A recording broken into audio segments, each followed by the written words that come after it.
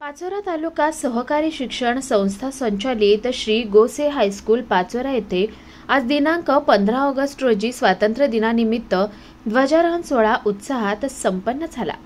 संस्थेचे अध्यक्ष व पाचोरा भडगाव तालुक्याचे माजी आमदार दिलीप वाघ यांच्या शुभ हस्ते ध्वजारोहण करण्यात आलं।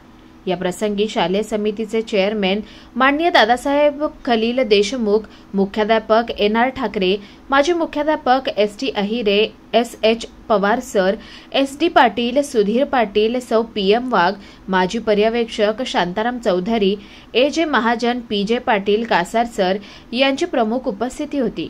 या समारंभास उपमुख्याध्यापक आर.एल. पाटील, पर्यवेक्षक ए.बी. अहिरे, पर्यवेक्षिका सौ ए.आर. गोहिल, तांत्रिक विभाग प्रमुख एस.एन. पाटील, किमान कौशल्य विभाग प्रमुख मनीष बाविस्कर, कार्यालयीन प्रमुख अजय सिनकर, सांस्कृतिक विभाग प्रमुख आर.बी. तडवी, सर्व शिक्षक व शिक्षकेतर कर्मचारी बंधू भगिनी, पालक व विद्यार्थी मोठ्या संख्येने उपस्थित होते। रुपेश पाटील व श्री सागर थोरात यांनी विद्यार्थ्यांचा सहभाग घेऊन राष्ट्रगीत, राज्यगीत व अनेक देशभक्तीपर गीतांचं गायन केलं। कार्यक्रमाचं सूत्रसंचालन सांस्कृतिक उपविभाग प्रमुख आर.बी. बोरसे यांनी केले। बिकन पाटील, स्टार महाराष्ट्र न्यूज, पाचोरा।